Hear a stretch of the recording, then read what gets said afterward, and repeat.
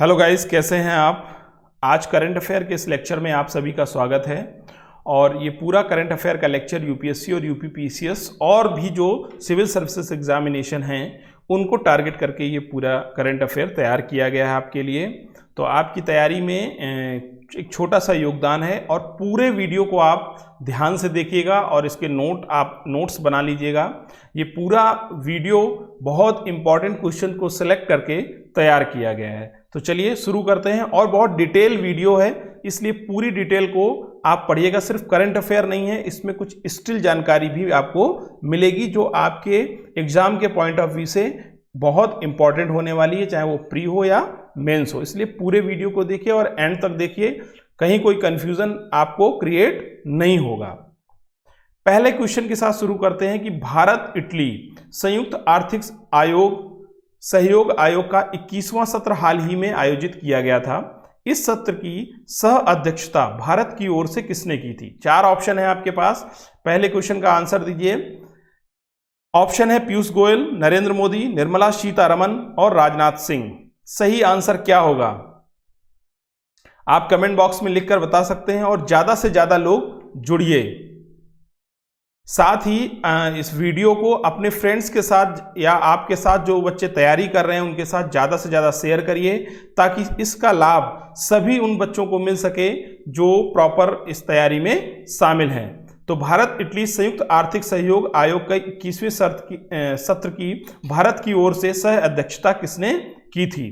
तो पीयूष गोयल, नरेंद्र मोदी, निर्मला सीतारमण या राजनाथ सिंह ने। ओके, तो इसका सही आंसर होगा पीयूष गोयल ने। पीयूष गोयल ने इसकी सह अध्यक्षता की थी। किस रूप में? वाणिज्य और उद्योग मंत्री के रूप में। चलिए अब दोनों देशों के बारे में कुछ फैक्ट देख लेते हैं, उनके बीच में क्या सहयोग चल रहा है या क्या कार्य चल रहा है। तो दोनों देशों ने कपड़ा, खाद्य प्रसंस्करण, रेलवे, चमड़ा, स्टार्टअप्स और एसएमई को बढ़ावा देने के लिए द्विपक्षीय व्यापार और निवेश में आर्थिक सहयोग की भी चर्चा की है। किसमें किसमें की है? कपड़ा व्यापार में, खाद्य प्रसंस्करण व्यापार में, रेलवे, चमड़ा, जो नए स्टार्टअप्स हैं उनके लिए, और एसएमई के लिए। इस एसएमई का फुल फॉर्म है स्मॉल मीडियम इंटरप्राइजेस। ओके, इसके क्या होगा कि अर्थव्यवस्था में ये सारे क्षेत्र बहुत महत्वपूर्ण भूमिका निभाते हैं और ये सारे क्षेत्र रोजगार सृजन के लिए भी महत्वपूर्ण भूमिका निभाते हैं। ओके, इसके अलावा द्विपक्षीय व्यापार पर भी चर्चा की गई और कितने ज़्यादा से ज़्यादा जो टैरिफ हैं उनको कम किया जा सकता है या टैरिफ बाधाओं को हटाया जा सकता है, इस पर भी चर्चा की गई है। ये टैरिफ बाधाएं क्या होती हैं, इकोनॉमी के लेक्चर में हम लोग पढ़ेंगे। फिर पढ़ते हैं भारत इटली आर्थिक सहयोग। क्या अभी सहयोग चल रहा है या अभी तक हमने क्या प्रोग्रेस इसमें की है। तो भारत और इटली के बीच में द्विपक्षीय व्यापार 20 वर्षों में लगभग 2 दशकों में 12 गुना तक बढ़ा है। 1991 में जो भारत व्यापार था वो 708 मिलियन यूरो का था और 2011 में ये बढ़कर 8.5 बिलियन यूरो का हो गया है। हालांकि 2012 से कुछ गिरावट दर्ज की गई है व्यापार में। 2017 में दोनों देशों ने स्वास्थ्य के क्षेत्र में द्विपक्षीय सहयोग बढ़ाने के लिए एक समझौता ज्ञापन भी किया था। यह समझौता ज्ञापन तकनीकी, वित्तीय और मानव संसाधनों को पूल करके स्वास्थ्य क्षेत्र में सहयोग करने की चर्चा करता है। इस जो स्वास्थ्य क्षेत्र के संबंध में जो सहयोग भारत और इटली के बीच में हुआ था उसमें तकनीकी सहयोग, वित्तीय सहयोग और मानव संसाधन से रिलेटेड सहयोग की चर्चा की गई थी। ओके, इसमें क्या था? डॉक्टरों का आदान प्रदान करना, उनको प्रशिक्षण देना, स्वास्थ्य देखभाल की जो सुविधाएं हैं उनको स्थापित करना और फार्मास्यूटिकल्स के व्यवसाय के विकास के लिए और बहुत अवसर प्रदान करना। आगे बात करें तो 2017-18 के दौरान इटली यूरोपीय संघ में भारत का 5वां सबसे बड़ा व्यापारिक साझेदार था और दुनिया भर में इटली भारत का 25वां सबसे बड़ा व्यापारिक साझेदार है। ओके, ईयू के अंतर्गत 5वां सबसे बड़ा साझेदार है इटली और दुनिया भर में 25वां सबसे बड़ा व्यापारिक साझेदार इटली है। फिर भारत इटली संयुक्त आर्थिक सहयोग आयोग का जो 20वां सत्र था, यानी कि जो इसके पहले का सत्र था, वो कहाँ आयोजित किया गया था? वो नई दिल्ली में आयोजित किया गया था। अब देख लेते हैं इटली की जो ज्योग्राफिक लोकेशन है वो क्या है। इटली की ज्योग्राफिक लोकेशन इस छोटे फिगर में देखते हैं। पहले देखिए, ये यूरोपीय एक देश है जिसके नीचे मेडिटेरियन सी है, और इसके अलावा ये 3 तरफ से लैंड बाउंड्रीज से घिरा हुआ देश है। इसका मतलब जो इटली है वो कैसा देश है? इटली एक प्रायद्वीपीय देश है। प्रायद्वीपीय देश कौन होते हैं? जो 3 तरफ से जमीन से या भूभाग से घिरे होते हैं या भू संबद्ध होते हैं, और जो 3 तरफ से जल से संबद्ध होते हैं और एक तरफ से वो भूभाग से संबद्ध होते हैं। ये उल्टा हो गया, तो इसको आप ध्यान रखिएगा। जैसे भारत भी एक प्रायद्वीपीय देश है। क्यों? क्योंकि भारत भी 3 तरफ से, इस तरफ से बे ऑफ बंगाल, इधर से अरेबियन सी और ये नीचे हिंद महासागर, 3 तरफ से किससे घिरा हुआ है? ये वाटर बॉडीज से घिरा हुआ है। इसलिए भारत क्या है? भारत एक प्रायद्वीप है। ठीक है, भारतीय प्रायद्वीप। और ऊपर एक छोर से ये भूभाग से या भू जो क्षेत्र है या जमीनी जो क्षेत्र है उनसे घिरा हुआ है। ओके, तो इटली एक प्रायद्वीपीय देश है। नीचे इसके मेडिटेरियन सी है, इसको बड़े फॉर्म में देखते हैं, ये इटली है। और इसकी जो कुछ शहर हैं, मेन शहर, जैसे रोम, नेपल्स, बाड़ी, ओके, मोनाको, वेनिस, मिलान, ये इसके कुछ इंपॉर्टेंट सिटीज हैं। और 2 इसके इंपॉर्टेंट जो कह सकते हो आप आइलैंड हैं। एक तो सिसिली आइलैंड, देख लीजिए यहां पर, सिसिली आइलैंड और सार्डिनिया। ओके, ये 2 आइलैंड इटली के आइलैंड हैं।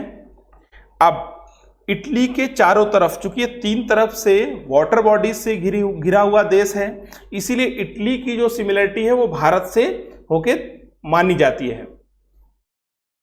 अब देखिए, इसके एक तरफ है एड्रियाटिक सागर। कौन सा सागर? एड्रियाटिक सागर।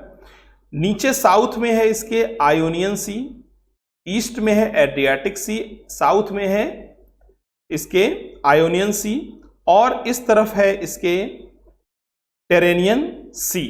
ओके, सार्डिनिया और इटली के बीच में है टेरेनियन सी।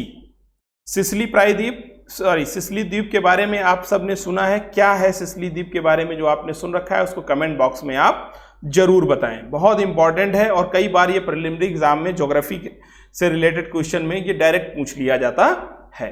इसके अलावा और अगर हम इसको जूम करके देखते हैं इटली को, तो इटली को समझने के लिए आप यहाँ ये समझिए कि उसकी किस किस देश से बाउंड्री मिलती है। तो देखिए, इटली को अगर जूम करके और देखें तो एक तो इसकी बाउंड्री फ्रांस से मिल रही है। ये देखिए यहाँ पर, ये फ्रांस से इसकी बाउंड्री मिल रही है। दूसरी बाउंड्री इसकी स्विट्जरलैंड से मिल रही है, ये देखिए यहाँ पर। ओके, इसके बाद ऑस्ट्रिया से इसकी बाउंड्री मिल रही है, और फिर स्लोवेनिया से इसकी बाउंड्री मिल रही है। यानी अगर आप देखेंगे तो ऊपर 4 देशों से मेनली इसकी बाउंड्री टच करती है, फ्रांस, स्विट्जरलैंड, ऑस्ट्रिया और स्लोवेनिया। तो ये इटली का पूरा भूभाग है, जहां पर एक तरफ एड्रियाटिक सी है, दूसरी तरफ टेरेनियन सी है, नीचे आयोनियन सी है, और नीचे आपको पता है कि ये मेडिटेरियन सी पर बसा हुआ है, और नीचे का ये जो हिस्सा है वो मेडिटेरियन सी है। और नीचे क्या है? ये नीचे है अफ्रीका। ठीक है, और ये इटली है। इस तरफ है ईस्टर्न यूरोप, ईस्टर्न यूरोप, और ये पार्ट है वेस्टर्न यूरोप का। ओके, वेस्टर्न यूरोप में यूके आ जाता है, जर्मनी आ जाता है, तो ये सब वेस्टर्न यूरोप के पार्ट हैं, इधर ईस्टर्न यूरोप के पार्ट हैं। तो ये मैपिंग्स के थ्रू आपने इटली की लोकेशन को समझ लीजिए। अब कुछ हम फैक्ट देख लेते हैं इटली से रिलेटेड कि इटली यूरोप के महाद्वीप के दक्षिण में स्थित है। जो यूरोप का महाद्वीप है, यूरोप महाद्वीप है, उसके साउथ में स्थित है। क्यों? क्योंकि जहां से इटली फिनिश होता है वहां से क्या शुरू हो जाता है? Africa continent. तो इसका मतलब क्या है कि ये साउथ में है, जो यूरोपीय महाद्वीप है उसके यूरोप महाद्वीप के साउथ में स्थित है इटली। ओके, एक देश है जिसकी मुख्य भूमि एक प्रायद्वीप है, जिसकी चर्चा भी हमने की है। और इटली के उत्तर में आल्प्स पर्वत हैं। कौन से पर्वत हैं? आल्प्स। वो ये वैसे ही पर्वत हैं जैसे भारत के उत्तर में हिमालय पर्वत स्थित है, वैसे ही इटली के उत्तर में आल्प्स पर्वत स्थित हैं उत्तरी छोर पर। आपने देख लिया है फ्रांस, स्विट्जरलैंड, ऑस्ट्रिया और स्लोवेनिया से इसकी सीमाएं मिलती हैं। सिसिली और सर्डेनिया जो भूमध्य सागर के दो बड़े द्वीप हैं, इटली के ही अंग हैं। वेटिकन सिटी और सैन मेरिनो इटली के अंतर्गत समाहित दो स्वतंत्र देश हैं। इटली के अंदर दो स्वतंत्र देश हैं, कौन कौन से? Vatican City and San Marino. इनको देख सकते हैं आप, Vatican City and San Marino. इनको आप मैप में अपने एक तो आप मैप रखिए अपने पास पूरी तैयारी के दौरान, खास तौर से ऑक्सफोर्ड का मैप, वो आपको बहुत मदद करेगा। या आप कोई भी रख सकते हैं, एक ब्लैक स्वॉन पब्लिकेशन का भी मैप आता है, आप उसका भी यूज कर सकते हैं। इसके बाद यहां आपने देख लिया ये चारों देश की सीमाएं इससे मिलती हैं, इसका मैप है। इसके बाद नेक्स्ट क्वेश्चन है, प्रधानमंत्री नरेंद्र मोदी के नेतृत्व वाली सरकार ने कैबिनेट फेरबदल से पहले 6 जुलाई 2021 को कौन सा एक नया मंत्रालय लिखा है बनाने की घोषणा की है? चलिए जल्दी से बताइए, बहुत इंपॉर्टेंट प्रश्न है ये, और ये किसी भी एग्जाम में पूछा जा सकता है। आप किसी की भी तैयारी कर रहे हैं, एसएससी, बैंक, सीजीएल, ठीक है ना, रेलवे, किसी की भी तैयारी कर रहे हैं, ये एक ऐसा प्रश्न है, पीसीएस, यूपीएससी, किसी में भी ये प्रश्न पूछा जा सकता है। बहुत इंपॉर्टेंट प्रश्न है ये। प्रधानमंत्री नरेंद्र मोदी के नेतृत्व वाली सरकार ने कैबिनेट फेरबदल से पहले 6 जुलाई 2021 को कौन से एक नए मंत्रालय की घोषणा की है? पंचायती राज मंत्रालय है क्या वो, या रसायन व उर्वरक मंत्रालय है, या ग्रामीण विकास मंत्रालय है, या फिर वो सहकारिता मंत्रालय है? तो इसका सही जवाब आप जल्दी से जल्दी नीचे कमेंट बॉक्स में दीजिए। देखिए इसका सही जवाब है सहकारिता मंत्रालय।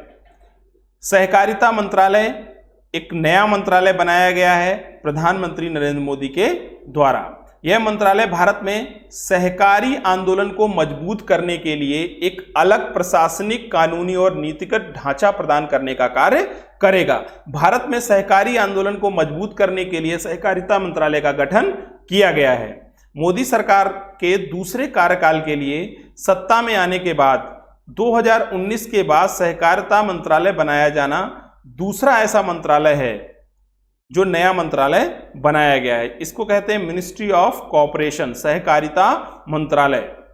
क्यों? क्योंकि जो पहला मंत्रालय बनाया गया था वो था जल शक्ति मंत्रालय, जल शक्ति मंत्रालय। और दूसरा जो नया मंत्रालय बनाया गया है वो बनाया गया है अब सहकारिता मंत्रालय। अब प्रश्न ये है आपके लिए कि आपको बताना है कि जल शक्ति मंत्रालय के मंत्री कौन हैं। ओके, जल शक्ति मंत्री कौन हैं, बहुत इंपॉर्टेंट है। जब ये मंत्रालय बना था तो लगभग सारे एग्जाम्स में ये पूछा गया था। फिर दूसरा प्रश्न हो सकता है कि इस प्रश्न का उत्तर जब आप नेक्स्ट हमारी वीडियो देख रहे हो करंट अफेयर की, तो उसमें आपको आंसर मिल जाए। लेकिन उससे पहले मैं चाहूंगा कि आप इसको ढूंढें कि अभी जो सहकारिता मंत्रालय बनाया गया है, सहकारिता मंत्री किसे बनाया गया है, या ये मंत्रालय किस मंत्री को सौंपा गया है। तो ये आपके लिए प्रश्न हैं जिनको आप ढूंढेंगे और कमेंट बॉक्स में या तो इसके आंसर देंगे, या फिर जो भी आप इसके टूल यूज करते हैं आंसर देने के, उसके थ्रू आप आंसर दे सकते हैं। इसके बाद प्रश्न है कि अरुणाचल प्रदेश के दिरांग में याक पर राष्ट्रीय अनुसंधान केंद्र ने जो ऊंचाई पर रहने वाले याक हैं उनके लिए बीमा करने के लिए किस कंपनी के साथ भागीदारी की है? जिसका आंसर हमने उसी प्रश्न में लिख दिया है, नेशनल इंश्योरेंस कंपनी लिमिटेड। जो अरुणाचल प्रदेश है यहां पर एक NRCY है, नेशनल रिसर्च सेंटर ऑन याक। कौन है? नेशनल रिसर्च सेंटर याक ने नेशनल इंश्योरेंस कंपनी लिमिटेड के साथ क्या किया है? एक भागीदारी की है याक जो हैं उनके बीमा के लिए। आखिरकार इन याक के बीमा की जरूरत क्यों पड़ रही है, इसको समझते हैं। देखिए, आपको पता है ग्लोबल वार्मिंग का समय है, जलवायु परिवर्तन के समय में क्या हो रहा है कि जलवायु परिवर्तन के कारण जो याक की जनसंख्या है वो तेजी से घट रही है, इनकी मौतें हो रही हैं। अब होता क्या है कि जो याक मालिक हैं उन पर आर्थिक बोझ पड़ने लगता है। क्या होता है, याक मालिकों पर आर्थिक बोझ ना पड़े इसके लिए बीमा पॉलिसी शुरू की गई है नेशनल इंश्योरेंस कंपनी लिमिटेड के साथ मिलकर। ओके, अब अगर एक रिपोर्ट का हवाला लें तो 2012 से 2019 के बीच में भारत में जो याक की संख्या थी उसमें 24.7% की गिरावट आई है। कितनी गिरावट आई है? 24.7% की गिरावट आई है। तो देखिए, याक एक ठंडे प्रदेशों का पशु है, खास तौर से हिमालयी रीजन का पशु है।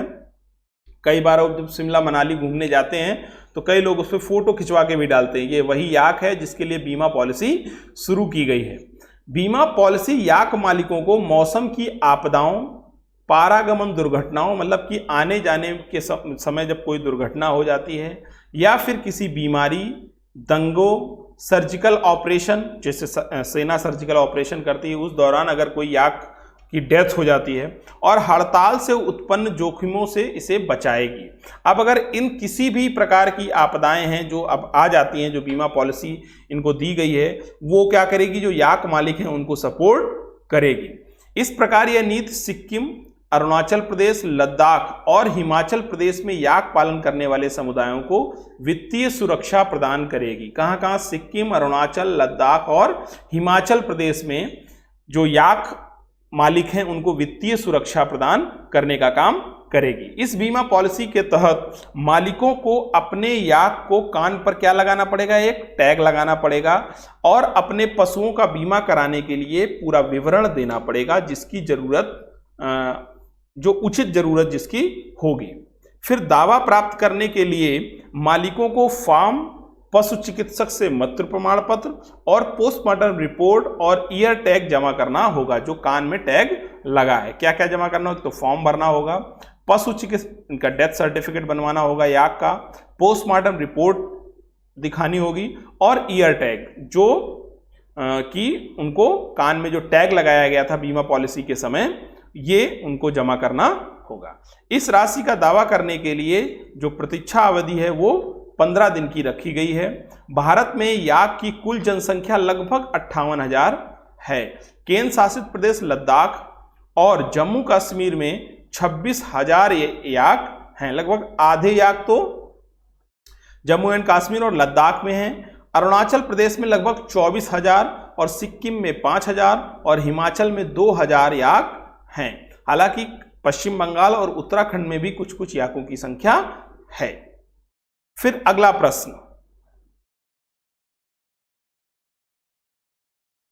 इसकी चर्चा इकोनॉमी के लेक्चर में हो चुकी है, इसका बेसिक आप पढ़ चुके हैं कि कैबिनेट ने 8 जुलाई 2021 को कृषि अवसंरचना कोष में संशोधन को मंजूरी दी है। सरकार ने इस योजना की कुल अवधि 10 साल से बढ़ाकर कितने वर्ष कर दी है? यानी कि इससे पहले जब तक कि इसमें संशोधन नहीं हुआ था तो कृषि अवसंरचना कोष, एग्रीकल्चर इंफ्रास्ट्रक्चर जो फंड स्कीम है, इसमें 10 साल का टाइम पीरियड था। अब इसको संशोधित करके कितना बढ़ा दिया गया? ऑप्शन है 12 वर्ष, 13 वर्ष, 14 वर्ष या 15 वर्ष।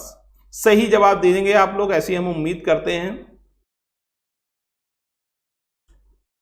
कमेंट बॉक्स में जवाब दीजिए। और इसका सही आंसर है 13 वर्ष। इसे बढ़ाकर कितना कर दिया गया है?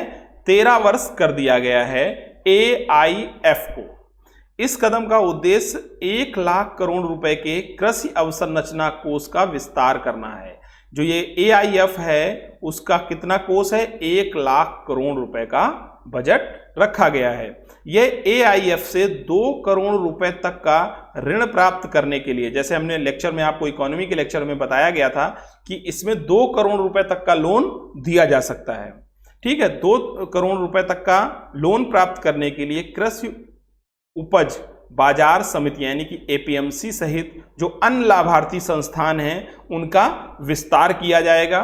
इस क्रेडिट का उपयोग कोल्ड स्टोरेज बनाने में, सॉर्टिंग, ग्रेडिंग की जैसी इकाइयां स्थापित करने में भी इनका उपयोग किया जाएगा। ओके, अब नया संशोधन क्या है? और देखिए, जो चुकाने की रीपेमेंट जो पीरियड है वो 2025-26 तक 4 साल से बढ़ाकर 6 वर्ष कर दिया गया है। अभी तक रकम को लौटाने का जो टाइम पीरियड था वो 4 वर्ष था, अब इसको बढ़ाकर 6 वर्ष कर दिया गया है। सरकार ने इस योजना अवधि को 10 साल से बढ़ाकर 13 साल कर दिया है।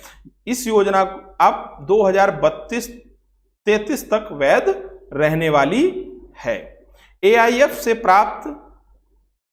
ऋण प्राप्त करने के लिए जो पात्रता राज्य एजेंसियों या APMC या सहकारी समितियों के राष्ट्रीय और राज्य संघों के जो SSG हैं, स्वयं सहायता समूह हैं, और जो FPOs हैं उन तक बढ़ा दी गई है। यानी कि किसान उत्पादक संगठन, SSG स्वयं सहायता समूह, APMC एजेंसियां और सहकारी समितियां ये सभी ऋण प्राप्त करने की हकदार हैं AIF के 1 लाख करोड़ के बजट से। 2 करोड़ तक का लोन इनको दिया जा सकता है बिना किसी बैंक गारंटी के। अब इस AIF की जो कुल अवधि है उसे 10 साल से बढ़ाकर 13 वर्ष कर दिया गया है। अगला प्रश्न, आगे बढ़ते हैं कि INS तबर ने किस देश की नौसेना के साथ सैन्य अभ्यास में हिस्सा लिया है? इसके ऑप्शन है जर्मनी, ब्रिटेन, इटली और फ्रांस। कोर जो ये प्रश्न है वो PCS का प्रश्न है, और हर वर्ष PCS में उत्तर प्रदेश लोक सेवा आयोग इस प्रकार के प्रश्न डायरेक्ट पूछ लेता है आपसे। कई बार सैन्य अभ्यासों के नाम होंगे, कई बार किस देश के साथ किया गया है, या कौन सा नौसैनिक पोत हमारा किस सैन्य अभ्यास में हिस्सा ले रहा है। इस प्रकार के प्रश्न डायरेक्ट PCS पूछ लेता है। तो इसका सही आंसर क्या होगा? इतालवी नौसेना के साथ INS तबर ने सैन्य अभ्यास में हिस्सा लिया है। अब INS तबर को देख लेते हैं इसके बारे में। यह भारतीय नौसेना में तलवार श्रेणी का तीसरा युद्धपोत है। किस श्रेणी का है? तलवार श्रेणी का है। इसे 19 अप्रैल 2004 को कॉलिनग्राद में रूस में कमीशन किया गया था। 2004 में यह तलवार श्रेणी का एक पोत है और सुपरसोनिक ब्रह्मोस मिसाइल से यह लैस है। हालांकि इसमें एक बराक मिसाइल भी लगी हुई है। कैप्टन मानव सहगल तबर के वर्तमान कमांडिंग ऑफिसर हैं। मानव सहगल, इस वेसल को भारतीय नौसेना के पश्चिमी नौसेना कमान को सौंपा गया है, जिसका मुख्यालय कहाँ है? मुंबई में है।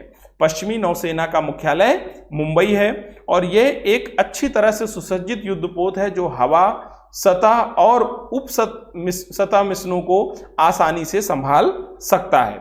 इसकी सतह से हवा में मार करने वाली हथियार प्रणालियों में एक सिंगल रेल MS-196 लॉन्चर शामिल किया गया है।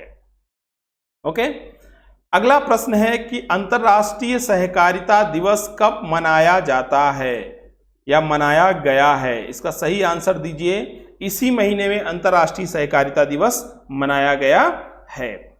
देखिए, जितना भी करंट अफेयर है आपके लिए बहुत इंपॉर्टेंट है। अपने दोस्तों को ज्यादा से ज्यादा इसको शेयर करिए और पूरा वीडियो देखिए और इसके नोट्स तैयार करते हुए साथ में चलिए, और बार बार वीडियो के माध्यम से आप इसका रिवीजन कर सकते हैं। इसके ऑप्शन है जुलाई का प्रथम रविवार, जुलाई का प्रथम शनिवार, जून का प्रथम रविवार और जून का प्रथम शनिवार। तो अंतर्राष्ट्रीय सहकारिता दिवस जुलाई के पहले शनिवार को मनाया जाता है। कब मनाया जाता है? जुलाई के पहले शनिवार को अंतर्राष्ट्रीय सहकारिता दिवस मनाया जाता है। सहकारिता का अंतर्राष्ट्रीय दिवस पहली बार वर्ष 1923 में मनाया गया था, और इसकी स्थापना अंतर्राष्ट्रीय सहकारी गठबंधन द्वारा की गई है। किसके द्वारा की गई है? अंतर्राष्ट्रीय सहकारी गठबंधन के द्वारा की गई है। 1995 में अंतर्राष्ट्रीय सहकारी गठबंधन और संयुक्त राष्ट्र दोनों committee on promotions in advancement of cooperatives कोपैक की स्थापना करके इस दिवस को उत्सव के रूप में मनाते चले आ रहे हैं। आगे एक प्रश्न है कि अभी हाल ही में विश्व युवा कौशल दिवस कब मनाया गया है? कौन सा? विश्व युवा कौशल दिवस कब मनाया गया है? चलिए, इसका सही आंसर आप दीजिए कि विश्व युवा कौशल दिवस कब मनाया गया है? 10 जुलाई, 12 जुलाई, 14 जुलाई,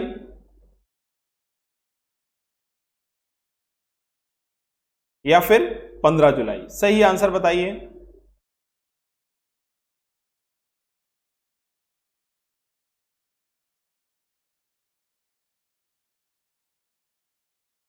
इसका सही आंसर है 15 जुलाई। इसका सही आंसर है 15 जुलाई। 15 जुलाई को विश्व युवा कौशल दिवस मनाया गया है। 18 दिसंबर 2014 को संयुक्त राष्ट्र महासभा ने सर्वसम्मति से श्रीलंका के नेतृत्व में एक प्रस्ताव पारित किया था। यानी कि जो ये विश्व युवा कौशल दिवस है वो किसके नेतृत्व में प्रस्ताव लाया गया था? श्रीलंका के नेतृत्व में यह प्रस्ताव लाया गया था और 15 जुलाई को विश्व युवा कौशल दिवस के रूप में घोषित किया गया। जैसे 21 जून को विश्व योगा दिवस के रूप में हम मनाते हैं, इसका प्रस्ताव किसने दिया था? भारत ने इसका प्रस्ताव दिया था। अब श्रीलंका ने इसका प्रस्ताव दिया है, तो कुछ डिटेल अब हम श्रीलंका के बारे में समझ लेते हैं। हमारा पड़ोसी देश है श्रीलंका, ये है इंडिया, इंडिया के नीचे ये है श्रीलंका, छोटा सा नीचे लटक रहा है। अब आप देखिए ये जो पूरा डायग्राम है ये आप मैप अपने पास हमेशा रखिए। भारत के साउथ में है श्रीलंका, खास तौर से साउथ ईस्टर्न पार्ट में, इसको आप क्या कहेंगे? South eastern part, south east में है श्रीलंका, साउथ भी कह सकते हैं आप। वैसे साउथ और ये ईस्ट है, तो ये वाली जो दिशा है ये होगी साउथ ईस्ट, ये वेस्टर्न पार्ट है, तो ये वाली जो दिशा है वो कौन सी होगी? South west. ये नॉर्थ पार्ट है ऊपर का, तो ये वाली जो दिशा होगी वो होगी नॉर्थ वेस्ट, और ये चूंकि ईस्ट है तो ये नॉर्थ ईस्ट का पार्ट होगा। तो नॉर्थ ईस्ट में ये हिस्सा आ जाएगा, नॉर्थ वेस्ट में ये हिस्सा आ जाएगा, पंजाब, गुजरात, राजस्थान, हरियाणा, है ना, ये सारा हिस्सा नॉर्थ वेस्ट में आ जाएगा। इधर साउथ वेस्ट और ये साउथ ईस्ट। तो ये तो आपने देख ली लोकेशन श्रीलंका की। अब श्रीलंका के बारे में कुछ फैक्ट देख लीजिए आप, कि राजधानी है इसकी श्री जयवर्धनेपुरा कोट्टे। इसको याद कर लीजिए, बहुत इंपॉर्टेंट है, चूंकि इस प्रकार की राजधानी है तो जल्दी से इसको पूछे जाने की संभावनाएं बढ़ जाती हैं। इससे पहले कोलंबो थी, और कोलंबो इसका सबसे बड़ा आज शहर भी है। सबसे बड़ा शहर श्रीलंका का कोलंबो है, और पहले कोलंबो ही इसकी राजधानी थी। राष्ट्रपति इस समय है गोतबया राजपक्षे, गोतबया राजपक्षे। राजभाषा यहाँ पर सिंहली और तमिल है। जलवायु यहाँ की उष्ण कटिबंधीय जलवायु क्षेत्र है यहाँ का। क्यों? क्योंकि ये 0 डिग्री लाइन के पास आता हुआ, मतलब जो इसकी सिचुएशन है वो 0 डिग्री लाइन के पास है। 0 डिग्री लाइन आप समझते हैं, इसको क्या कहते हैं? भूमध्य रेखा। और यहाँ पर है ये, और फिर ऊपर इंडिया यहाँ से स्टार्ट होता है। भारत और श्रीलंका के द्विपक्षीय संबंधों का इतिहास 2500 वर्षों से भी अधिक पुराना है। दोनों देशों की बौद्धिक, सांस्कृतिक, धार्मिक और भाषाई संबंधों की विरासत है। हाल के वर्षों में दोनों देशों के बीच विभिन्न क्षेत्रों में द्विपक्षीय सहयोग को लेकर महत्वपूर्ण प्रगति देखने को मिली है। व्यापार में, इन्वेस्टमेंट में दोनों के बीच, इंफ्रा इन्वेस्टमेंट में, शिक्षा के क्षेत्र में, संस्कृति के क्षेत्र में और रक्षा के क्षेत्र में भी सहयोग देखने को मिलता है। इसके साथ भारत और श्रीलंका सार्क और बिम्स्टेक के सदस्य हैं, और सार्क देशों में भारत का व्यापार श्रीलंका के साथ सबसे ज़्यादा है, इसलिए श्रीलंका हमारे लिए भी और महत्वपूर्ण हो जाता है। इसके अलावा श्रीलंका में जो चीन का इन्फ्लुएंस बढ़ रहा है, इस कारण भी श्रीलंका हमारे लिए बहुत इंपॉर्टेंट है। दिसंबर 1998 में एक अंतर सरकारी पहल के माध्यम से भारत श्रीलंका फाउंडेशन की स्थापना की गई। इसका उद्देश्य दोनों देशों के बीच वैज्ञानिक, तकनीकी, शैक्षिक और सांस्कृतिक इन क्षेत्रों में सहयोग को बढ़ावा देने की थी। कब किया गया? 1998 में इंडिया श्रीलंका फाउंडेशन की स्थापना की गई। भारत और श्रीलंका का द्विपक्षीय व्यापार लगभग $4.5 बिलियन का है। कितना है? $4.5 बिलियन का है, जिसमें भारत द्वारा श्रीलंका को किया जाने वाला निर्यात लगभग 3.7 बिलियन अमेरिकी डॉलर का है, और श्रीलंका से जो भारत को निर्यात किया जाता है वो 900 मिलियन डॉलर का है। इसका मतलब ये हमारे लिए व्यापार की दृष्टि से भी बहुत बेनिफिशियरी है। भारतीय आवास परियोजना के अंतर्गत भारत सरकार द्वारा श्रीलंका को विकासात्मक सहायता देने के लिए ये एक योजना चलाई जा रही है, भारतीय आवास परियोजना। इस परियोजना के तहत जो गृह युद्ध से प्रभावित लोग हैं तथा चाय बागान क्षेत्रों के जो श्रमिक हैं उनके लिए 50,000 घरों का निर्माण का लक्ष्य रखा गया है।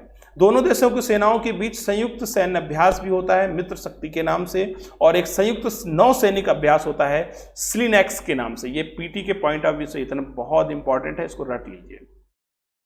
मित्र शक्ति एक संयुक्त सैन्य अभ्यास है और स्लिनेक्स एक नौसैनिक अभ्यास है जो श्रीलंका के साथ आयोजित किया जाता है। इसके बाद ये जो प्रश्न है ये पूर्णतया यूपीएससी के टारगेट करके प्रश्न आपको दिया गया है। हाल ही में भारत के किस राज्य में पहले क्रिप्टोगेमिक गार्डन का उद्घाटन किया गया है? देखिए, ये सिर्फ डायरेक्ट ऐसे नहीं पूछा जा सकता है कि ये क्रिप्टोगेमिक पार्क का जो गार्डन है उसका उद्घाटन किस राज्य में किया गया है या किस जिले में किया गया है। नहीं, यूपीएससी इससे स्टेटमेंट वाइज क्वेश्चन भी पूछ सकती है क्रिप्टोगेमिक क्या होता है। तो अब जरूरी नहीं है कि वो डायरेक्ट इस प्रकार के क्वेश्चन पूछे, इसलिए इनकी डिटेल समझना भी बहुत जरूरी होता है। क्योंकि यूपीएससी डायरेक्ट क्वेश्चन ना पूछकर थोड़ा सा एनालिटिकल या स्टेटमेंट वाइज क्वेश्चंस को प्रेफर करती है। तो इसके ऑप्शंस में हिमाचल, जम्मू कश्मीर, उत्तराखंड और सिक्किम। इसका सही आंसर है उत्तराखंड के देहरादून के चक्राता शहर में जो क्रिप्टोगेमिक गार्डन है उसको बनाया जा रहा है। इसके बाद गार्डन में लाइकेन, फर्न और कवक, इनके सामूहिक रूप को क्रिप्टोगेमिक के रूप में जाना जाता है। किसके सामूहिक रूप को? लाइकेन, फर्न और कवक के सामूहिक रूप को क्रिप्टोगेमिक के रूप में जाना जाता है और इसकी लगभग 50 प्रजातियां यहां पर दिखाई जाएंगी। अब क्रिप्टोगेम क्या होता है इसको समझ लेते हैं। क्रिप्टोगेम एक पौधा है जो बीजाणुओं द्वारा प्रजनन करता है। कैसे प्रजनन करता है? बीजाणुओं द्वारा प्रजनन करता है। क्रिप्टोगेम शब्द का अर्थ अदृश्य प्रजनन है। इसका अभिप्राय क्या है कि वो किसी भी प्रजनन संरचना, यानी कि जैसे कुछ पौधे बीज से प्रजनन करते हैं, कुछ फूल से प्रजनन करते हैं, ठीक है, ये ऐसा कुछ भी नहीं करते हैं, इसीलिए इनके प्रजनन को अदृश्य प्रजनन माना जाता है। इसी कारण इन्हें फूल रहित या बीज रहित पौधे भी कहा जाता है, यानी कि इन्हें लोअर प्लांट भी कहा जाता है। अब यूपीएससी हो सकता है आपसे यही पूछ ले कि लोअर प्लांट की अवधारणा क्या है या बीज रहित पौधे क्या होते हैं। इन प्रजातियों के अनुकूलन हेतु कैसी जलवायु की आवश्यकता होती है? आर्द्र जलवायु की आवश्यकता होती है। ये जलीय और स्थलीय दोनों क्षेत्रों में पाए जाते हैं। क्रिप्टोगेम के सबसे प्रसिद्ध उदाहरण हैं शैवाल, लाइकेन, काई और फर्न। ये इसके सबसे प्रसिद्ध समूह हैं, या आप इनको कह सकते हैं कि शैवाल, लाइकेन, काई और फर्न क्रिप्टोगेम के सबसे अच्छे उदाहरण हैं। इसके अलावा आपको पता है लाइकेन और कवक दोनों इसके प्रकार हैं। फिर लाइकेन के बारे में समझ लेते हैं कि लाइकेन एक मिश्रित जीव है। ओके, किसका किसका? कवक और शैवाल का। कवक और शैवाल के बीच की कड़ी है लाइकेन। ये पीसीएस के पीटी में कई बार पूछा गया है, 20 बार पूछा गया है ये। तो ये छोटी छोटी चीजें जो आप पढ़ते चल रहे हैं इनको आप ध्यान से लिखते चलिए और पढ़ते चलिए, ये सब आपको बेनिफिट देने वाले हैं। कवक यह सामान्यतः बहुकोषी यूकैरियोटिक जीवों का समुदाय होता है जो परपोषी होते हैं। कवक कैसे होते हैं? परपोषी होते हैं, यानी कि वो अपना पोषण के लिए यानी अपने न्यूट्रिशन के लिए दूसरे जीवों पर या पौधों पर आश्रित होते हैं।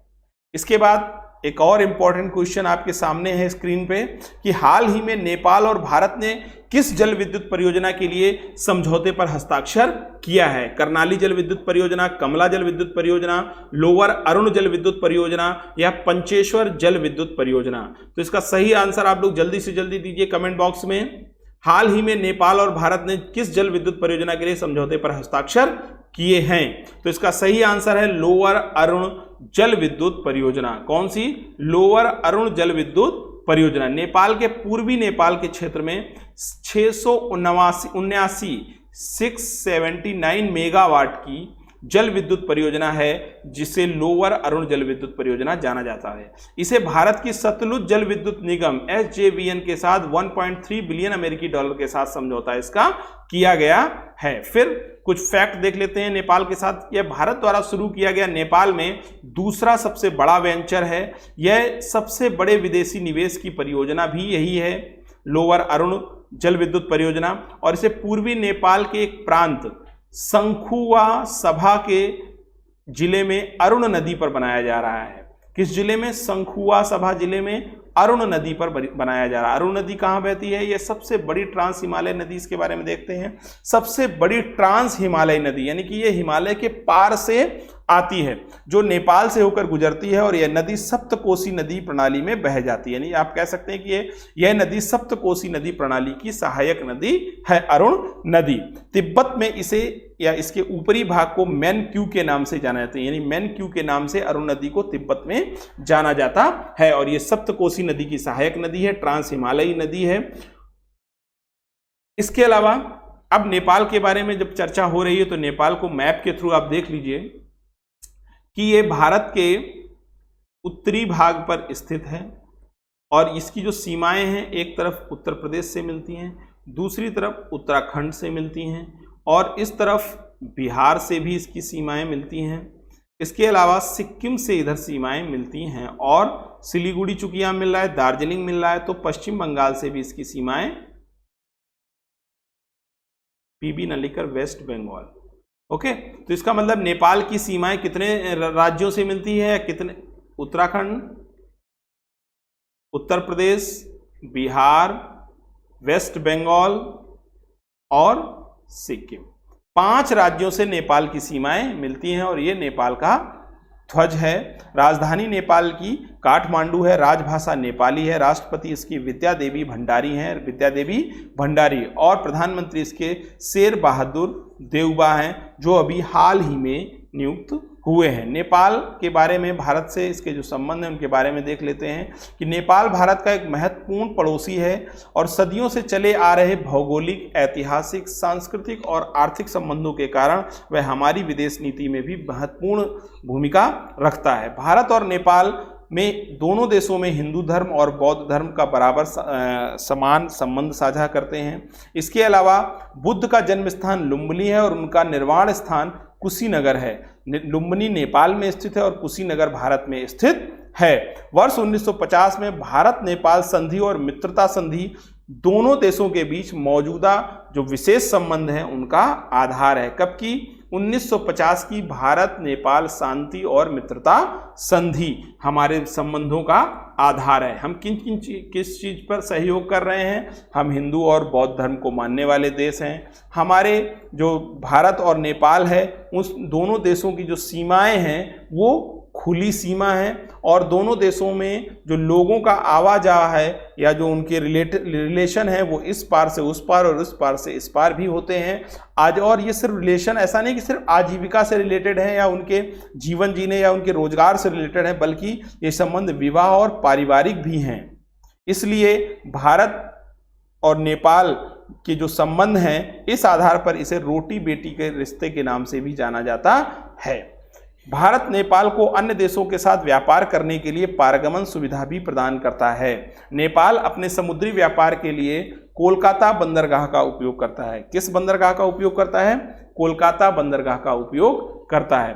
इसके अलावा भारत नेपाल के साथ सूर्य किरण नाम से एक संयुक्त सैन्य अभ्यास करता है। इंपॉर्टेंट है ये प्रीलिम के कुछ पॉइंट ऑफ व्यू से कि भारत नेपाल के साथ कौन सा संयुक्त सैन्य अभ्यास करता है? सूर्य किरण। अभी अभी आपने पढ़ा, इसका आंसर तुरंत कमेंट बॉक्स में दीजिए कि भारत श्रीलंका के साथ कौन सा संयुक्त सैन्य अभ्यास करता है। हालांकि सिर्फ सहयोग के क्षेत्र ही नहीं है नेपाल के साथ, कुछ विवाद के क्षेत्र भी हैं। जैसे भारत व नेपाल के मध्य हालिया विवाद हुआ उत्तराखंड के धारचूला पर, जो एक सड़क बनाई गई धारचूला से लिपुलेख दर्रा तक। नेपाल को इस पर आपत्ति हुई और उसने काला पानी के पास पड़ने वाले पूरे क्षेत्र को नेपाल का हिस्सा बता दिया। कौन कौन सा क्षेत्र? काला पानी, लिम्पियादुरा और लिपुलेख को वो अपना हिस्सा बताने लगा और एक नया मानचित्र जारी कर दिया। तो ऐसा नहीं है कि सिर्फ नेपाल के साथ सहयोग का ही संबंध है, नेपाल के साथ हमारे जो संबंध है उसमें थोड़ा सा तनाव भी देखने को मिला है अभी हाल ही में, पिछले कुछ समय में। इसके बाद जो नेक्स्ट प्रश्न है ये भी बहुत इंपॉर्टेंट है, डायरेक्ट पूछा जाता है खास तौर से पीसीएस की परीक्षाओं में। विश्व जनसंख्या दिवस कब मनाया जाता है? ऑप्शन है आपके पास, जल्दी से आंसर दीजिए कमेंट बॉक्स में। 10 जुलाई, 11 जुलाई, 12 जुलाई या 5 जुलाई। सही आंसर क्या होगा इसका? इसका सही आंसर है संयुक्त राष्ट्र द्वारा विश्व जनसंख्या दिवस 11 जुलाई को प्रतिवर्ष मनाया जाता है। कब मनाया जाता है? 11 जुलाई को। और इस बार विश्व जनसंख्या दिवस की थीम क्या रही? कोविड-19 महामारी का प्रजनन क्षमता पर प्रभाव। तो ये दोनों ही चीजें इंपॉर्टेंट है कि कब मनाया जाता है और थीम कोविड-19 महामारी का प्रजनन क्षमता पर प्रभाव। इस दिवस की स्थापना यानी विश्व जनसंख्या दिवस की स्थापना 1989 में संयुक्त राष्ट्र विकास कार्यक्रम यानी कि UNDP की गवर्निंग काउंसिल के द्वारा किया गया था। यह 11 जुलाई 1927 को 5 बिलियन डे में जनहित से प्रेरित हुआ था। मतलब इस तारीख को जो दुनिया की आबादी थी, अनुमानित आबादी लगभग 5 अरब पहुंच गई थी 11 जुलाई 1987 को। अब अभी चूंकि जनसंख्या दिवस की बात कर रहे हैं तो यहाँ पर ये चीज़ समझ लेते हैं कि उत्तर प्रदेश में भी जनसंख्या नियंत्रण नीति लागू की गई है और इसे 11 जुलाई को ही लागू किया गया है विश्व जनसंख्या दिवस के अवसर पर। तो उत्तर प्रदेश सरकार ने 2021 से 30 के लिए जनसंख्या नियंत्रण पर अपनी नई नीति जारी कर दी है। अब इस नीति के बारे में क्या है, इसकी चर्चा हम लोग अलग से स्पेसिफिक टॉपिक पर करेंगे। नेक्स्ट क्वेश्चन है, उष्णकटिबंधीय तूफान एल्सा निम्न में से किस देश को प्रभावित करता है? सबसे पहले तो मैं बता दूं कि ये यूपीएससी और सेम यूपीपीएससी के लिए बराबर इंपॉर्टेंस रखता है ये प्रश्न। तो इसका जो ऑप्शन है वो क्या क्या है? क्यूबा, भारत, ब्राजील और चीन। तो उष्णकटिबंधीय तूफान एल्सा ने किस देश को प्रभावित किया है निम्न देशों में से? चलिए सही आंसर दीजिए।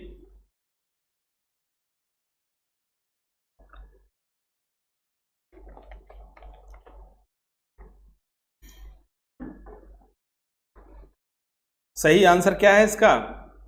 इसका सही आंसर है क्यूबा। एल्सा एक सक्रिय उष्णकटिबंधीय चक्रवात है जो कैरिबियन सागर के दक्षिण पूर्वी भाग में या दक्षिण पूर्वी अमेरिका के कुछ हिस्सों को इसने प्रभावित किया है। ओके, तो इसका सही आंसर क्या है? क्यूबा।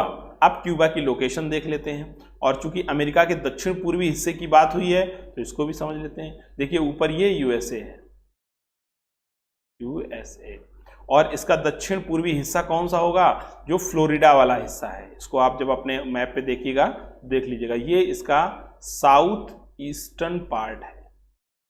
ओके, ये मियामी है और ये फ्लोरिडा प्रांत है इसका। अच्छा, फ्लोरिडा क्यों चर्चा में अक्सर रहता है इसका भी आपको बताना है। यहां पर नासा की कोई फैसिलिटी है क्या?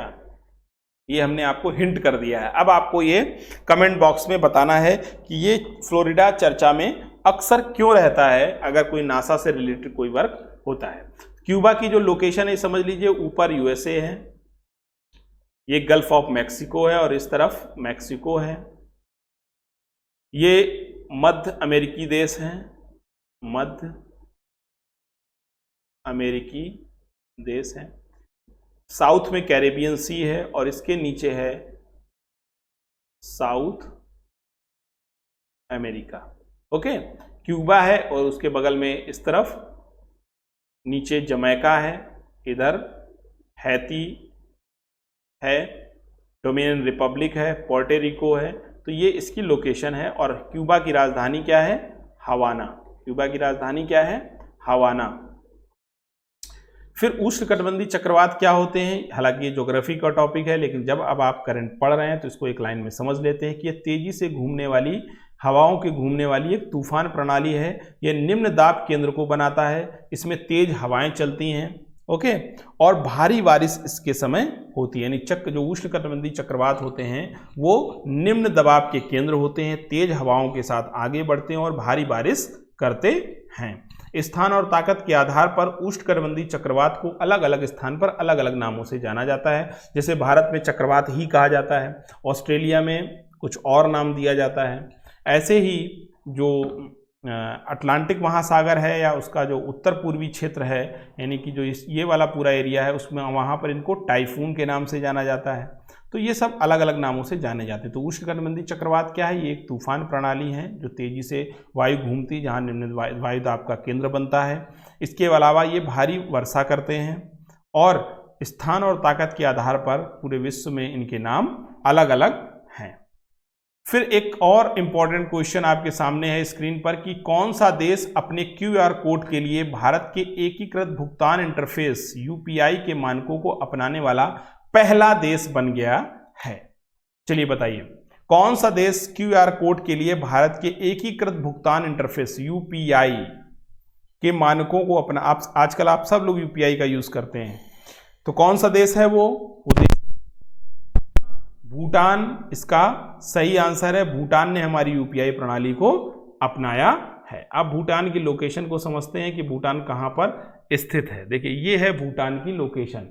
अब भूटान की लोकेशन मतलब इसके पश्चिमी हिस्से पर है सिक्किम, ऊपर नॉर्थ में है चीन, या आप कह सकते हो यहाँ तिब्बत का भी एरिया है, और इस छोर है अरुणाचल प्रदेश, और नीचे आसाम, ओके, और ये है पार्ट आपका असम, और वेस्ट बंगाल का पार्ट भी टच करता है। ओके, तो अब भूटान से कितने राज्यों की सीमा लगती है? 1 2 3 4, 4 राज्यों की सीमाएं लगती हैं, और भूटान में जो अंतर्राष्ट्रीय सीमा है वो 2 लगती हैं, एक चीन की और दूसरी भारत की। और इसलिए भी भूटान हमारे लिए इंपॉर्टेंट हो जाता है। क्यों? क्योंकि ये चीन और भारत के बीच में एक बफर स्टेट का काम करता है, और ये इसका झंडा है। इसकी राजधानी थिम्पू है, और इसके जो राजा हैं उनका नाम है जिग्मे खेसर नामग्याल वांगचुक, और प्रधानमंत्री का नाम है लोटे त्शेरिंग। ओके, फिर भूटान रुपे कार्ड जारी करने और स्वीकार करने और भीम UPI को स्वीकार करने वाला एकमात्र देश बन गया है। क्या क्या करेगा? ये रुपे कार्ड जारी करेगा, उसको स्वीकार करेगा, और भीम UPI को भी स्वीकार करेगा। ये एकमात्र देश बन गया है। सिंगापुर के बाद भूटान व्यापारिक स्थानों पर भीम UPI को स्वीकार करने वाला दूसरा देश बन गया है। जो सिंगापुर इसका पहला देश है, और अब भूटान भी देश हो गया है जहां पर व्यापारिक स्थानों पर भीम UPI का यूज किया जाएगा। NPCI क्या है? NPCI भारत में खुदरा भुगतान और निपटान प्रणाली के संचालन में शामिल एक छाता संगठन है। ओके, इसे भारतीय रिजर्व बैंक और भारतीय बैंक संघ द्वारा बनाया गया है। National payment corporation of India, NPCI। इसका भीम क्या है? Bharat interface of money. यहाँ एक लाइन में समझ लेते हैं, बाकी ये इकोनॉमी के जो आप सेक्शन है उनमें आप समझेंगे। यह भारतीय राष्ट्रीय भुगतान प्रणाली NPCI द्वारा विकसित एक भारतीय मोबाइल ऐप है भीम। यह यूनिफाइड पेमेंट्स इंटरफेस जो UPI पर आधारित है, और इसका नाम BR अम्बेडकर के नाम पर रखा गया है, भीम ऐप। इसे 30 दिसंबर 2016 को लॉन्च किया गया था, और यह ऐप सीधे बैंकों के माध्यम से भुगतान की सुविधा देता है, और सभी भारतीय बैंकों का समर्थन करता है जो UPI का उपयोग करते हैं। एकीकृत भुगतान इंटरफेस। अब ये UPI क्या है? Unified payment interface. UPI को इमीडिएट पेमेंट सर्विस IMPS के बुनियादी ढांचे पर बनाया गया है, यानी कि IMPS सर्विस जो पहले से ही चल रही थी उसके तर्ज पर बनाया गया है, जो यूजर को वास्तविक समय पर तुरंत धन हस्तांतरित करने की अनुमति देता है। यह यूजर को अन्य पार्टी जो बैंक के खाते हैं उनका विवरण के खुलासे को किए बिना सीधे बैंक खातों में धन का हस्तांतरण करने की सुविधा UPI के माध्यम से उपलब्ध हो जाती है। तो आपने NPCI, भीम और UPI के बारे में यहां पर ब्रीफ में समझ लिया है। किस देश ने भारत को 50 वर्षों में पहली बार सेब का निर्यात किया है? यह भी इंपॉर्टेंट है, खास तौर से PSC के लिए। UPSC के लिए अलग प्रकार से इंपॉर्टेंट हो जाएगा। किस देश ने भारत में 50 वर्षों में पहली बार सेब का निर्यात किया है? ऑप्शन है अमेरिका, ब्रिटेन, पाकिस्तान और अफगानिस्तान। चलिए इसका सही आंसर दीजिए जल्दी से जल्दी। किस देश ने 50 वर्षों में पहली बार सेब का निर्यात किया है? चलिए इसका सही आंसर है ब्रिटेन, यानी कि यूनाइटेड किंगडम ने 50 वर्षों में पहली बार भारत को सेब का निर्यात किया है। अब जरा ब्रिटेन के बारे में देख लेते हैं। यूके और भारत के बीच मजबूत व्यापार साझेदारी के संकेत के रूप में अंतर्राष्ट्रीय व्यापार के लिए यूके के विदेश मंत्री लिज ट्रस द्वारा सेब के निर्यात को स्वागत किया गया है। 2019 में यूके और भारत के बीच व्यापार लगभग 23 बिलियन पाउंड का था।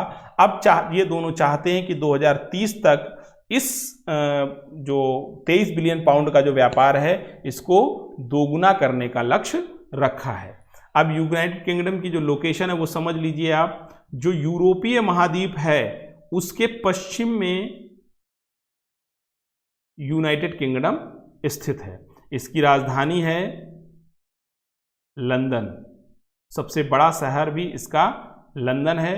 प्रमुख भाषा यहाँ की अंग्रेजी है और जो यूके है यानी कि यूनाइटेड किंगडम है उसमें संवैधानिक राजतंत्र है। संवैधानिक राज यानी कि संविधान के साथ राजतंत्र की मौजूदगी अभी वहाँ पर बनी हुई है। वहाँ के प्रधानमंत्री हैं बोरिस जॉनसन। यूनाइटेड किंगडम यूरोपीय महाद्वीप के पश्चिमोत्तर तट पर स्थित है। यहाँ संवैधानिक राजतंत्र है और इस देश ने दुनिया में एक समय पर सबसे बड़े भूभाग पर राज किया था। तो ये है यूनाइटेड किंगडम की लोकेशन। इसको आप मैप में देखिए तो आसपास देखिए कौन सा सागर है, कौन कौन से देश इसके आसपास सिचुएटेड हैं, कौन से इसके बड़े शहर हैं और कौन कौन से बड़े शहर किसके प्रोडक्शन के लिए ये जाने जाते हैं। इंग्लैंड के अगर एकीकरण की बात करें कि आखिरकार ब्रिटेन को ही यूनाइटेड किंगडम कहते हैं या स्कॉटलैंड को यूनाइटेड किंगडम कहते हैं या किसको, या ग्रेट ब्रिटेन को यूनाइटेड किंगडम कहते हैं या आयरलैंड को कहते हैं, किसको कहते हैं, तो इसको समझ लेते हैं एक लाइन में कि इंग्लैंड का एकीकरण 10वीं शताब्दी में हुआ था। 1284 में इंग्लैंड और वेल्स का एक संघ बना। किसका किसका? इंग्लैंड का और वेल्स का। फिर 1707 के एक्ट ऑफ यूनियन के द्वारा इंग्लैंड और स्कॉटलैंड ने मिलकर ग्रेट ब्रिटेन की घोषणा कर दी। किसने किसने? इंग्लैंड और स्कॉटलैंड ने, यानी कि इंग्लैंड प्लस स्कॉटलैंड मिलकर बनाता है ग्रेट ब्रिटेन। इंग्लैंड और वेल्स मिलकर बनाते हैं क्या? Act of union.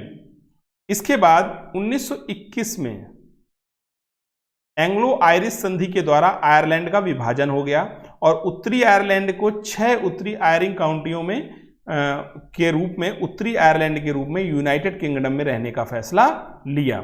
1927 में देश का वर्तमान नाम United kingdom of great Britain एवं नॉर्दर्न आयरलैंड स्वीकार कर लिया गया। यानी कि जो great Britain of United kingdom of great Britain जो नाम है ये कब आया? 1927 में अस्तित्व में आया, जिसके अंतर्गत आयरलैंड का, उत्तरी आयरलैंड का हिस्सा आता है, स्कॉटलैंड का हिस्सा आता है, ठीक है, और ब्रिटेन का हिस्सा आता है। तो ये सारा हिस्सा इसमें शामिल होता है। इसके बाद एक और इंपॉर्टेंट क्वेश्चन है कि भारत की पहली एलएनजी सुविधा संयंत्र कहां इसका उद्घाटन किया गया है? भारत की पहली निजी एलएनजी सुविधा संयंत्र का उद्घाटन कहां किया गया है? कानपुर, भोपाल, अहमदाबाद और नागपुर। चलिए इसका सही आंसर दीजिए कि भारत की पहली निजी एलएनजी सुविधा संयंत्र का इस्तेमाल कहां किया गया है? यूपीपीसीएस और यूपीएससी के लिए, ये दोनों के लिए बराबर इंपॉर्टेंट रखता है। इसका सही आंसर है नागपुर। सड़क परिवहन एवं राजमार्ग मंत्री नितिन गडकरी कौन है? नितिन गडकरी ने नागपुर में भारत के पहले एलएनजी सुविधा संयंत्र का उद्घाटन किया है। भारत के पहले एलएनजी सुविधा संयंत्र का उद्घाटन किया। देखिए ये संयंत्र है जिसका उद्घाटन किया गया है। अब ये क्या होती है एलएनजी? यानी तरलीकृत प्राकृतिक गैस, लिक्विड नेचुरल गैस। क्या होती है एलएनजी? एक प्राकृतिक गैस है, मुख्य रूप से मीथेन यानी कि CH4 और कुछ एथेन प्लस C2H6 का मिश्रण होता है एलएनजी में। किसका किसका? मीथेन और एथेन का।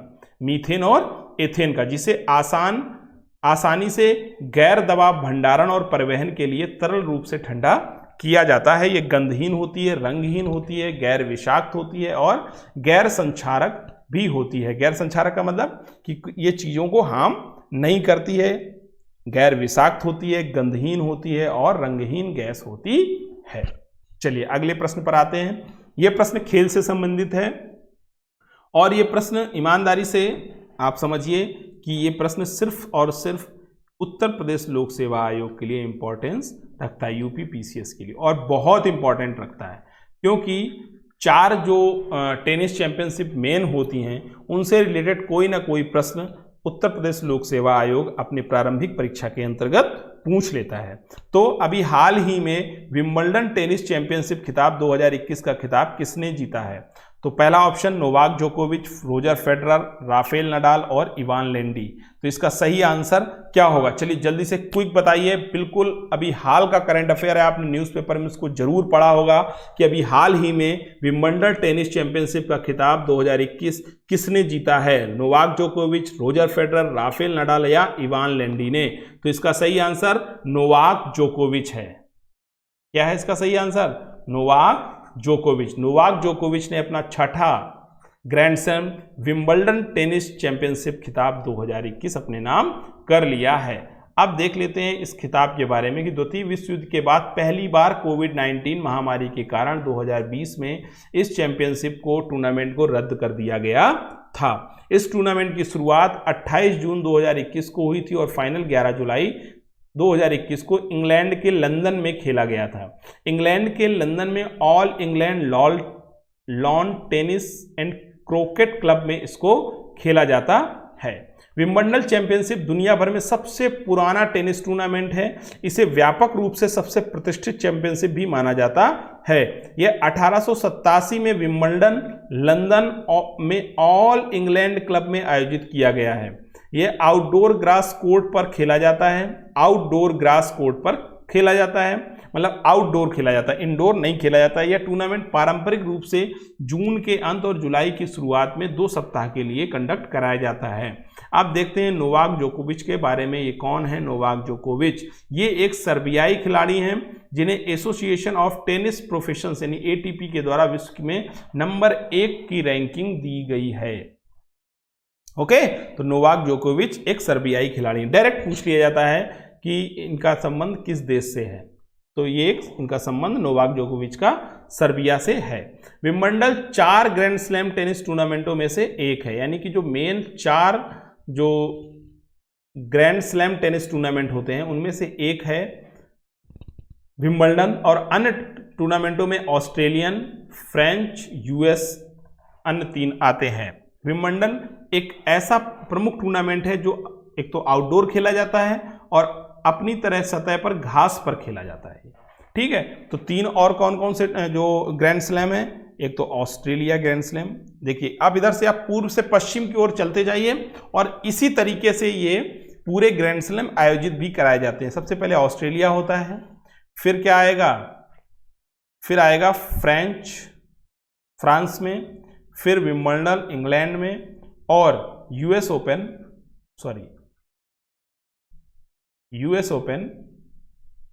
यहां पर यूनाइटेड स्टेट ऑफ अमेरिका में। तो ये 4 विंबलडन होते हैं, ऑस्ट्रेलिया, फ्रांस में फ्रेंच ओपन, विंबलडन इंग्लैंड में, और यूनाइटेड स्टेट में होता है यूएस ओपन। चलिए नेक्स्ट प्रश्न फिर से खेल से संबंधित है कि किस टीम ने यूरो 2020 का खिताब अपने नाम कर लिया है? कौन सी टीम है वो जिसने यूरो 2020 का खिताब अपने नाम कर लिया है? फ्रांस, इटली, पुर्तगाल और ऑस्ट्रेलिया। चलिए जल्दी इसका आंसर दीजिए, बहुत जल्दी इसका आंसर दीजिए।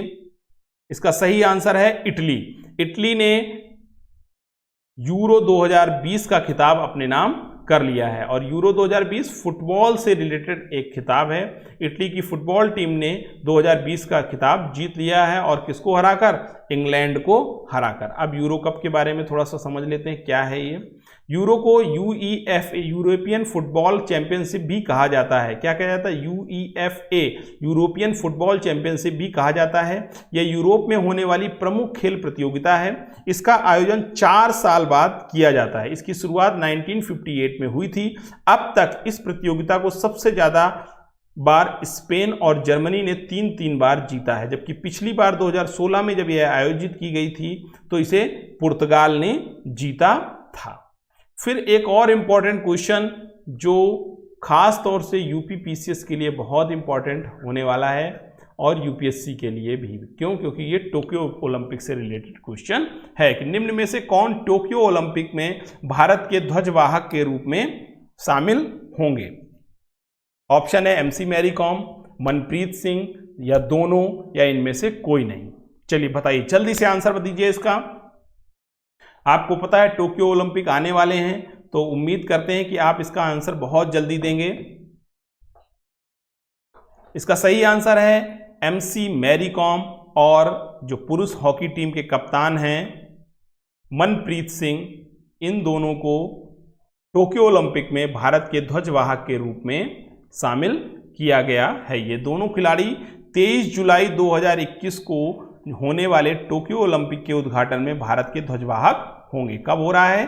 23 जुलाई से टोक्यो ओलंपिक स्टार्ट हो रहा है और 8 अगस्त को इसका समापन होगा, और समापन में इसके जो ध्वजवाहक बनेंगे वो बनेंगे बजरंग पुनिया। देखिए इन स्लाइडों में बहुत सारे क्वेश्चन छपे हुए हैं। अब देखिए समापन समारोह का जो ध्वजवाहक होंगे वो कौन होंगे, ये भी एक अपने आप में प्रश्न है, तो इसके लिए अब अलग से MCQ नहीं बनाया जा सकता है। आपको इन स्लाइड्स के माध्यम से बहुत ढेर सारा करंट अफेयर मिल रहा है, उसको आप अपने नोट्स में तैयार करते हुए चलिए। तो बजरंग पुनिया 8 अगस्त 2021 को समापन समारोह में ध्वजवाहक होंगे। और अपने दोस्तों को, फ्रेंड्स को ज़्यादा से ज़्यादा वीडियो को शेयर करिए, वीडियो के लिंक को शेयर करिए, ताकि सबका जो प्रॉफिट है वो इसमें हो सके, और ये जो फ्री के वीडियो हैं या जो मटेरियल है वो आप और आपके साथियों को आसानी से उपलब्ध हो पाए। और सबसे बड़ी बात कि वीडियो को पूरा देखिए, लास्ट तक देखिए। वीडियो के संबंध में या करंट अफेयर के जो संबंध है उसके संबंध में अगर आपको कोई सुझाव देना है तो कमेंट बॉक्स में आप सुझाव दे सकते हैं। कोई तरीके से आप चाहते हैं कि कुछ और तरीके से, नए तरीके से चीज़ों को बताया जाए, तभी आप कमेंट बॉक्स में अपने सुझाव दे सकते हैं। इस निर्णय के बारे में भारतीय ओलंपिक संघ ने ओलंपिक खेलों की आयोजन समिति को सूचित कर दिया है। रियो डी जेनेरियो में जब 2016 में हुआ था तो वहां पर अभिनव बिंद्रा उद्घाटन समारोह के ध्वजवाहक थे। अंतर्राष्ट्रीय ओलंपिक समिति IOC एक गैर सरकारी खेल संगठन है। IOC क्या है? एक गैर सरकारी खेल संगठन है जिसका मुख्यालय स्विट्जरलैंड के लॉशेन में है। IOC की स्थापना 1894 में की थी पियरे डी कुबेर्टिन ने और विकल्स ने मिलकर। ये इसका जो काम है वो ग्रीष्मकालीन और शीतकालीन ओलंपिक खेलों को आयोजित करना इसका काम है। ओके, चलिए आज के लिए इतना इम्पोर्टेंट है। ये जो पूरा टॉपिक था इससे रिलेटेड अगर कोई डाउट है या कोई सुझाव है अगर आप देना चाहते हैं तो कमेंट बॉक्स पे ज़रूर दीजिए। अपने फ्रेंड्स को ज़्यादा से ज़्यादा इसको आप भेज सकते हैं। और ये पूरा टॉपिक जो आज आपके लिए कवर किए गए हैं इस करंट अफेयर के लेक्चर में वो बहुत इंपॉर्टेंट है। इनको अच्छे से पढ़िए और करंट अफेयर को आप रेगुलर पढ़िए। और जिनका बेसिक, जिन्होंने पढ़ाई कर ली है अपनी तैयारी के दौरान, वो अब न्यूज़पेपर पढ़ना शुरू कर सकते हैं। और न्यूज़पेपर में अब आप ये देखिए कि किस प्रकार के जो इन्फॉर्मेशन है वो आपके लिए इम्पॉर्टेंट है। ठीक है। हाँ, अगर बच्चे ये चाहते हैं कि न्यूज़पेपर कैसे पढ़ें या किन किन खबरों की आपके लिए इम्पोर्टेंस हैं, अगर वो इस बारे में कोई वीडियो चाहते हैं तो प्लीज़ कमेंट बॉक्स में ज़रूर बताएं, तो उनको आपकी इच्छा के अनुसार या आप जिस टॉपिक को चाहते हैं बनाना उसके लिए आपके लिए वीडियो तैयार कर दिया जाएगा। Okay, so thank you very much. अपना ध्यान रखिए, मस्त रहिए, अपनी पढ़ाई को जारी रखिए। Good luck.